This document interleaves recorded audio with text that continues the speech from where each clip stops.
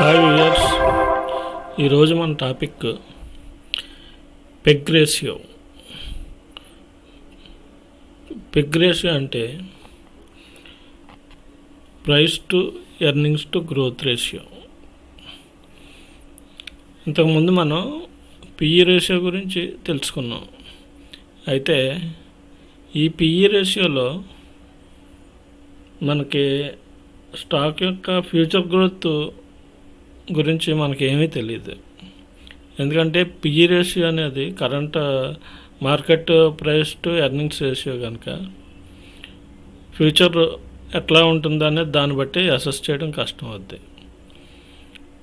ఈ price to earnings to growth ratio అనేది earnings growth ఒక స్పాన్ ప్రకారం ఒక 5 years స్పాన్కి ఏ రేటులో గ్రోత్ అవుతుందో దాన్ని బట్టి అసెస్ చేస్తారన్నమాట. అంటే ఇప్పుడు ఎర్నింగ్స్ పర్ షేర్ గ్రోత్ అవ్వకుండా ఓన్లీ పిఈ వాల్యూ పెరిగిపోతుంటే దాని అర్థం ఏంటంటే కరెంట్ మార్కెట్ ప్రైస్ దాని ప్రాఫిటబిలిటీతో సంబంధం లేకుండా పెరిగిపోతుందని అర్థం. అట్లా పెరిగిపోయినప్పుడు ఏదో ఒక సందర్భంలో సడన్గా పడిపోయే అవకాశం ఉంటుంది. అందుకని చెప్పి ఈ పెగ్ రేషియోని వాడతారనమాట. ఈ పెగ్ రేషియోలో మనం సపరేట్గా క్యాల్కులేట్ చేయాల్సింది ఏముండదు. స్క్రీనర్ల ద్వారానే పెగ్ రేషియో ఆప్షన్ సెలెక్ట్ చేసుకుని మనం సెలెక్ట్ చేసుకున్న స్టాక్ని అందులో యాడ్ చేస్తే దాని తాలూకు పెగ్ రేషియో ఎంత ఉన్నదనేది అది డిస్ప్లే చేస్తుంది ఆటోమేటిక్గా. ఆ రకంగా మనం పెగ్ రేషియోని అలాంగ్ విత్ అదర్ రేషియోస్తో కలిపి చూసుకుంటే మనకి చాలా మంచిదన్నమాట. అయితే ఈ పెగ్ రేషియో ఎంత ఉండాలి, ఎంత ఉంటే మంచిది అంటే పెగ్ రేషియో ఎప్పుడు 1 నుంచి ఉండకూడదు ఫ్రెండ్స్. 1 లోపే ఉండాలి. అంటే 1 కంటే పైన ఉంటే స్టాకు ఓవర్ వాల్యూడ్ అయినట్టు,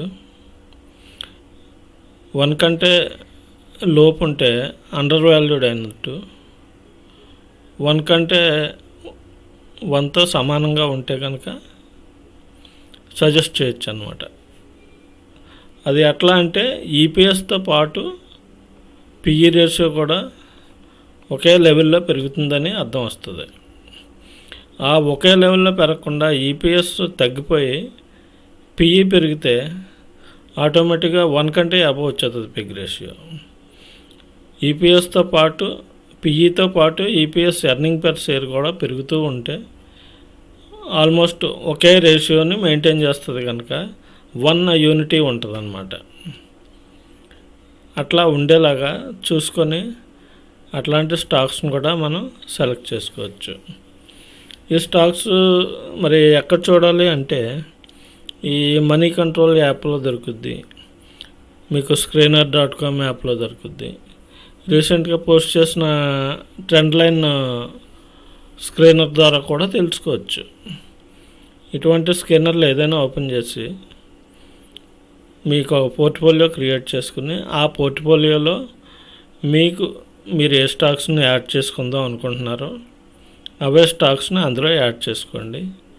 ఆ స్టాక్స్ యొక్క పెగ్ రేషియో ఎంత ఉండే ఇంతకుముందు తెలిపిన numbers, PE ratio, PB ratio అన్నీ ఒక 10 నుంచి 15 వరకు మన కాన్స్టిట్యూషన్ అన్నీ స్టడీ చేయొచ్చు అన్నమాట. దాని మీద అది ఎలా యాడ్ చేసుకోవాలో నేను ఫస్ట్ సెకండ్ వీడియోలో స్క్రీనర్స్ ద్వారా చెప్పాను. అది ఒకసారి చూడండి. ఒకవేళ అవసరం అయితే మళ్ళీ ఇంకో వీడియో డీటెయిల్గా చేసి పెట్టడం జరుగుతుంది. కానీ ఈ కాన్స్టెంట్లు అన్నీ చూసుకోవడమే మంచిది. ఎందుకంటే మన అమౌంట్ ఇన్వెస్ట్ చేస్తున్నాం కనుక ఇన్వెస్ట్ చేసినప్పుడు కొంత వర్కౌట్ చేయకుండా ఇన్వెస్ట్ చేయకూడదు కదా. అందువలన ఇవన్నీ జాగ్రత్తగా చూసుకొని చేస్తే మంచిది.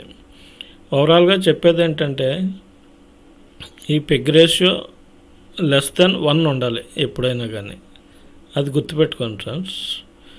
ఈ వీడియో మీకు నచ్చినట్టయితే లైక్ చేయండి, అలాగే షేర్ చేయండి. ఇంతవరకు మీరు సబ్స్క్రైబ్ చేయకపోతే ఇప్పుడే సబ్స్క్రైబ్ చేయండి ఫ్రెండ్స్. థ్యాంక్ యూ సో దయచేసి మచ్. సబ్స్క్రైబ్ చేయండి.